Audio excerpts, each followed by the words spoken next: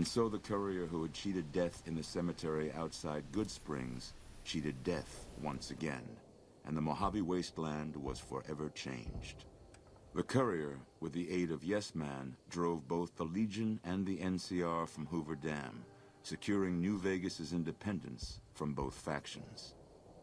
With Mr. House out of the picture, part of the Securitron army was diverted to the Strip to keep order. Any chaos on the streets was ended. Quickly. Chaos became uncertainty, then acceptance with minimal loss of life. New Vegas assumed its position as an independent power in the Mojave. Supporting the ideals of independence, the courier was recognized as the woman responsible for a truly free New Vegas. She ensured that Mr. House's tyranny was broken, and that neither Caesar's Legion nor NCR would ever gain control over New Vegas. Tabitha and Rhonda went east, through Caesar's land. Occasionally, tales of their exploits found their way back west, though few believed them. Eventually, the stories concerning the duo were collected and published, and proved to be quite popular with children. Still grappling with self-doubt over his usefulness in the face of old age, Raul was never able to find peace with himself. Eventually, he left the Mojave and assumed a new name, as he had done so many times before. Though the wasteland became anarchic after Hoover Dam, the Boomers' display of power dissuaded fortune seekers from attempting to penetrate Nellis. Their leaders destroyed by the courier, the fiends scattered throughout the wasteland.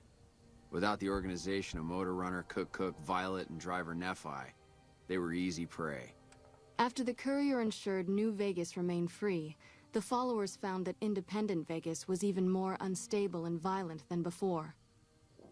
Old Mormon Fort became excessively burdened by the influx of patients, struggling to provide even the most basic of services. Arcade was proud to have been one of the defenders who helped repel the Legion from Hoover Dam. He was prouder still to see the area freed from the shackles of the NCR and Mr. House. Though independence for New Vegas was not all he hoped it could be, Arcade used his enclave knowledge and technology to keep order wherever he could. With New Vegas's independence formally declared, Good Springs thrived. More travelers stopped by Good Springs on their way to and from the Strip, and the locals grew prosperous from the traffic. Despite the destruction of Cassidy caravans, Cass lived for 30 more years. She made her way back west and passed away in a small shack outside of Vault City, the rose pendant still around her neck. Thanks to the courier and Lily, a cure for the Nightkin's schizophrenia was found shortly after Dr. Henry's experiment concluded. Nightkin and other super mutants in the wasteland flocked to Jacobstown, and the town became known as a haven where a mutant could find peace. Lily continued to take her medicine at half doses, and although she remembered her grandchildren, her mind remained muddled and confused. Eventually, she parted ways with the courier and traveled west, seeking the remnants of her past. Following the Second Battle of Hoover Dam, Freeside came to be known as one of the more stable areas in the region. Ironically, NCR refugees found Freeside safer than most of the rest of New Vegas, where resentment still lingers. Revitalized by Violetta's brain, Rex eventually learned to balance the memories of his old life with Violetta's experiences among the brutal fiends.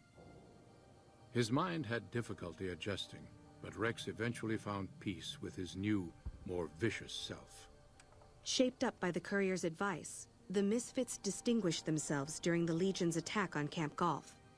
Mags was finally promoted to sergeant, and the rest of the Misfits received an official commendation. They continued to serve with distinction for many years. Though Novak was a low-priority target for the Legion, many of Novak's citizens died in its defense. In the weeks that followed, several bright followers returned to Novak to help restore its defenses, allowing it to remain independent of NCR. After Hoover Dam, the leaderless powder gangers at the correctional facility vanished into the wastes, leaving the prison empty.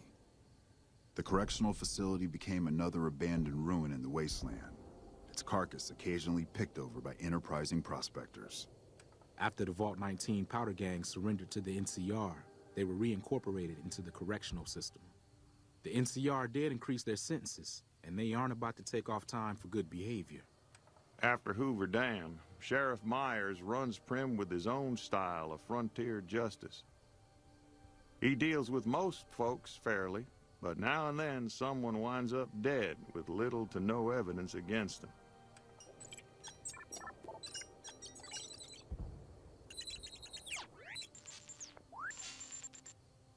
After the death of Chief Hanlon, the power of NCR's Rangers was broken for years. Their organization, so reliant on the wisdom and guidance of its elder members, became a shadow of what it once was to people across the wasteland. After their bold arrival at Hoover Dam, the remnants disappeared as quickly as they came. Legends of their power spread throughout the Southwest, a reminder of why people once feared the sight of vertibirds in the sky. And so the Courier's Road came to an end, for now. In the new world of the Mojave Wasteland, fighting continued, blood was spilled, and many lived and died just as they had in the old world. Because war never changes.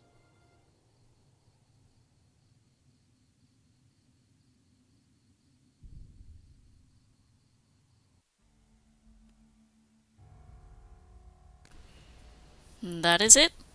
That is it, folks. The end of Fallout New Vegas, this mega LP that has taken me well over a year and a half, I'm not sure. Anyways, that's interesting, the end reel there, because the end reel kind of made it seem like the NCR were still in the Vegas area. Like, it was talking about how the powder gangers, the reformed powder gangers, they went and served their sentences. Or maybe it's talking about that happened before, you know, before the whole Hoover Dam. I don't know. But that's interesting that they decided to add in not only just like companion stuff, but also the faction stuff as well. Because the faction stuff, I honestly didn't expect to see, like, the reformed powder gangers in the end like that. I didn't think that they were that important a group, but, you know, it's interesting to see how they fared. Also, the game doesn't seem to make a distinction of, like, which companions you actually had with you. So, like, Raoul or something, that ghoul. I honestly had no idea about. I probably met him somewhere on my travels, but I've forgotten completely about him, and I never had him with me, so yeah.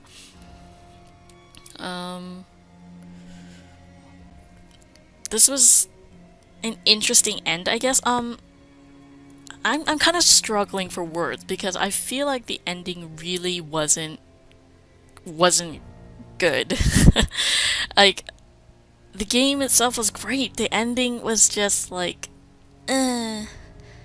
I mean, we didn't even have a big standoff with the NCR. That ending standoff with the NCR was lame, to put it, you know, as bluntly. It was lame. There were six NCR soldiers and General Lee. That was it. And as for Caesar's Legion, why was it that I never really saw Caesar himself? He wasn't there. So I'm guessing they probably made it like that, so Caesar's Legion isn't a dead faction, you know? Because not everyone's gonna choose to kill the Legion, right? So if you did or didn't kill the Caesar's Legion, then if they make a next game, they couldn't or couldn't include him in because of the choices you made. So I'm thinking that's probably why Caesar wasn't present.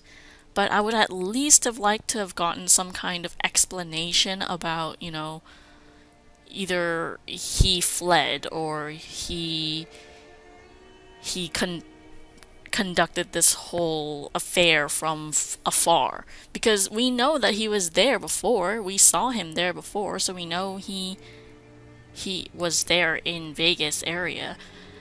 So it kind of doesn't make sense that I would face off with only Lanius, but not hear any explanation about why he's not there at all. And the Legion, I mean not the Legion, NCR. I'm just confused about the whole deal, because yes, we drove them out of Hoover Dam. Yes, the ending told us that they were gone from New Vegas, but are they gone from the area completely? I don't know. It didn't really seem to say. And some of the stuff in the epilogue seemed to suggest that they weren't indeed all gone, but just put out of major power.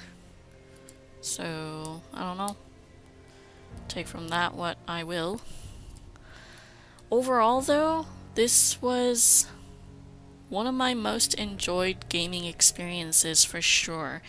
And I'm really glad that I LP'd this, because my personality is that I just don't really have the motivation to play games that are this long unless, you know, I'm LPing it and I have people who watch and who, you know, expect me to upload videos. So those of you who have stuck out with me and watched this, whether it was from the beginning or not, if you watched it, thank you. You allowed me to finish this game, basically, and boy am I glad that I did. I know there's going to be questions now of, are you going to go back to this game? Are you going to explore more? Because I know there's stuff I missed. I went to a lot of the map locations, but sure, there's tons of shit that I missed. There's stuff that's unmarked, there's different factions I didn't side with, there's quests that I took a different path with, that I could have taken a different alternate path with. So I'm definitely going to come back to this at some point, but I'm not going to make videos probably. I'm probably done making Fallout videos for a while. Fallout's been like my channel for over 2 years now, and I feel like it's time to move on to other projects.